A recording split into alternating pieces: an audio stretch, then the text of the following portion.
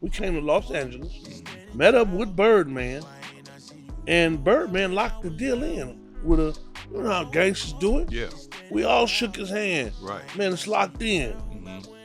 And it wasn't until Birdman said something to Wack100, and Wack100 told him, you know, he run Cash Money West. Right. And he don't want to quit Lav.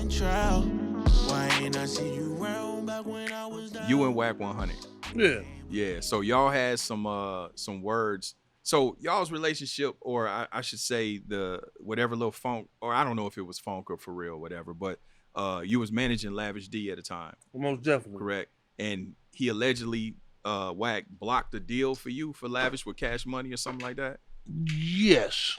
Okay. Did that really happen? Most definitely. Okay. And so you went in him, but then you had him on your podcast. Same thing wrong with you, nigga. So, you just crazy? How you want to do it? Nah, but listen, first of all, just one thing. We ain't in the bay. You're a long way from home.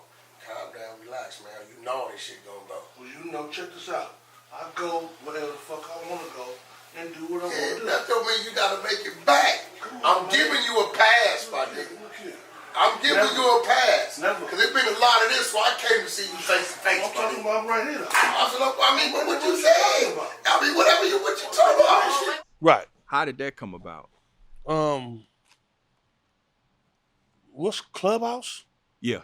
Yeah. Yeah, so basically, one thing I don't like is a lie. Mm-hmm. So he was claiming that he didn't have anything to do with the blockage of the deal, which was contrary to what we knew. Mm-hmm. You know what I mean? The fact that he was saying things on social media, like he has Mozzie's side, he you know, and he rock with Mozzie and this, that, and the other. It was directly a hit at Lavish D. Mm-hmm. You know, and we went to Los Angeles. We came to Los Angeles, met up with Birdman, and Birdman locked the deal in with a, you know how gangsters do it? Yeah. We all shook his hand. Right. Man, it's locked in. Mm-hmm. And it wasn't until Birdman said something to Wack100, and Wack100 told him, you know, he run Cash Money West. Right. And he don't want to fuck with Lav. So the only deal that the Birdman could do really was put him on Cash Money West. That's what he was willing to do. Okay. Put him on Cash Money West. He wasn't willing to put him Cash Money. Yeah, I'm about to say, why, if he wanted to do business, why he just didn't bring him to Cash Money or we Young tried Money? to do that afterward. Yeah. Okay. But it just wasn't going to work. First of all, Lav was mad. Yeah. Because if you know Lav, yeah, he don't have no patience. Okay. For the bullshit. You know what I'm saying? So he was upset. He didn't want to even kiss nobody ass. Right. And you know, he know what he worth. Right. So, you know, Wack saying that fucked a lot of shit up. Wack taking sides with Mozzie and letting Birdman know that. Yeah. That he wasn't going to be, you know what I'm saying, enthusiastic about Lavish D being on Cash Money West. Yeah. Fucked it up. I don't understand. So what was Wack's, what's his allegiance to Mozzie? Mozzie's not his artist. He's or is a it blood. Just okay. He's a blood, and I guess they cool. Oh, okay. I got you know, he built a relationship with Mozzie. I see. And I understood that part. You know, the gang banging culture is different. Yeah, for sure. You know what I'm saying? For so sure. you and they mix it with business. Right. You know, and where we come from, we really don't do that. Right. We try our best not to mix. Yeah. Even though, especially the old head. I don't know what these youngsters are doing now. Right. Because we got gangs that's 300, 400, and 200, and all type of crazy shit. So after that situation, though, you had him on the podcast. I had Wack on the podcast. Yeah. So did y'all ever get a chance to iron it out? Like, you know, talk about it and yeah, we talked about it on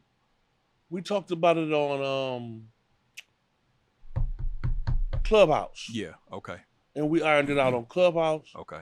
Everything was good and respectful. Yeah. And I said, hey, man, listen, I got a podcast. I would love to have you on there. And we can iron it out in front of the world. Right. You know what I mean? And I actually didn't interview Wack100. I interviewed Cash. Right. We talked about that when I came to your show. Yeah. He's a different dude. Yeah. He's a different dude. Wack100 is very confrontational, and he does it on purpose. Right. Cash is very educated and knows his shit. Yeah. You know what I'm saying? Actually, you put that on my radar when I came and did your show. Right. I started looking at his content and him and kind of watching him, and I have a different feeling about it now. It's what you said, because like some of the shit that he says is actually pretty dope. You know what I mean? Yeah, like he actually a smart nigga. You know what I mean? No doubt about it. And I think he uses the controversy as a hook. You know, same thing that I would say about Charleston White. You know what I mean? I think that they lean into the controversy to get people's attention. And then what's funny is some people get mad because an individual ain't no punk. Right. Right. Like they can't punk you. Right. But you know what? But then it's a flip side to that, you know, because I mean, we content creators now. Right. So you got to understand so what Wack does and what Charleston does, in my opinion, it's like they trolling and they fucking with you, but it may not be personal on their account. It's in the internet, because it's kind of this unsaid thing that what's on the internet is on the internet. That don't necessarily mean it's real life. But when you ain't talk to people that you fucking with and let them know that, oh man, I don't really, you know, I'm just saying some shit, you know, I'm just fucking with you, trolling you, you know what I mean? That's where it get dangerous, because everybody ain't playing. Everybody don't understand. Well, they still come out and be in the street. Yeah. Yeah. It might have been some jumpings and something like that, though. Yeah. But I can guarantee you, though, right? Don't play with me. Right. Right.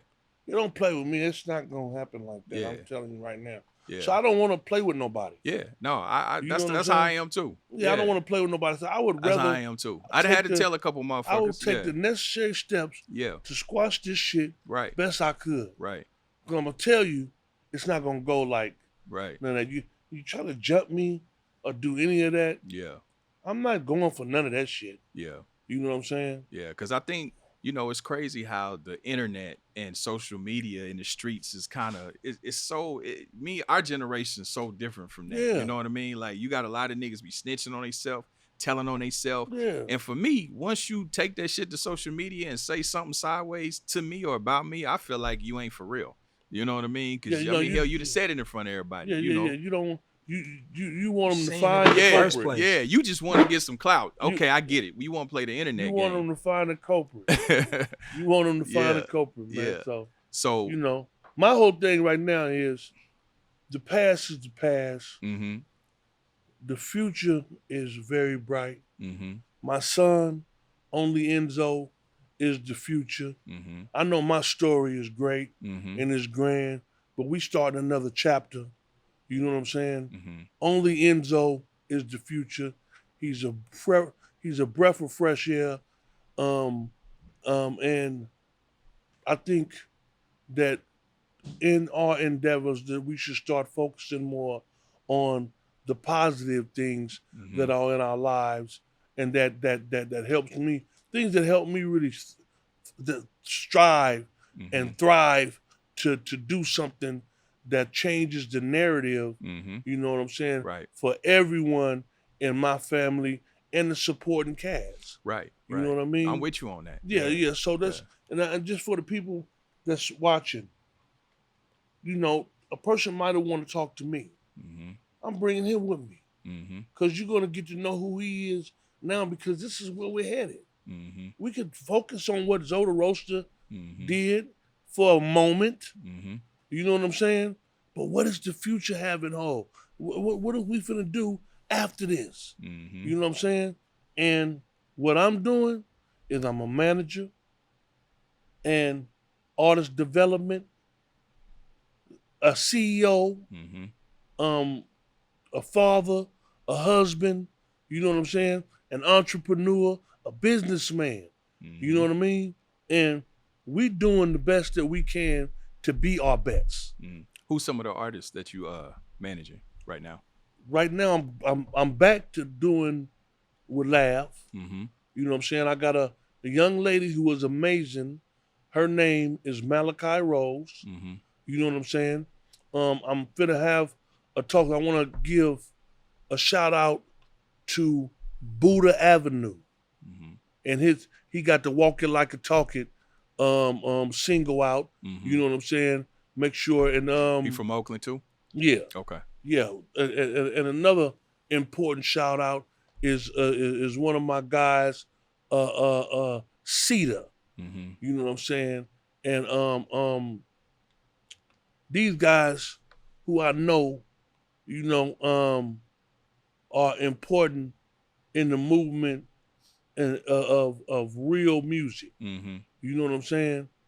And that's where we at with it though. You know what I'm saying? Just trying to really promote that. Yeah. You know what I'm saying? And shout out to Ricky Styles. Ricky Styles, who is a hard-working individual when it comes to music. And you know what I'm saying? You know, a lot of people might say he's not as lyrical as everybody else, but one thing about Ricky Styles, he gonna get out there and he gonna put his money where his mouth at. And a lot of people don't do that. A lot of people don't do that, and I respect people that do that. You don't have to be the most talented, but have enough courage and have enough belief in yourself to invest into yourself. Real talk. And Ricky Styles is one of the individuals that I saw do it. Right. You know what I'm saying? And yeah, Chris Lockett, Ricky Styles, Buddha Avenue. We got Mark J, who got the camera right there, super fucking talented. You know what I mean? And shit, you know, and I'm teaming up with CEO Smitty. That's my nephew right there. You know what I'm saying? And trying to bridge these gaps and bring this shit together, and then let them see how it really go. Right. You know, because we've been watching some bullshit. Right. Right. We've been watching a lot of bullshit, so that's why I come in at saying, and I'm aggressive. It's a hostile takeover. Y'all see this? This is my brand, and this is, please believe, this is how I live.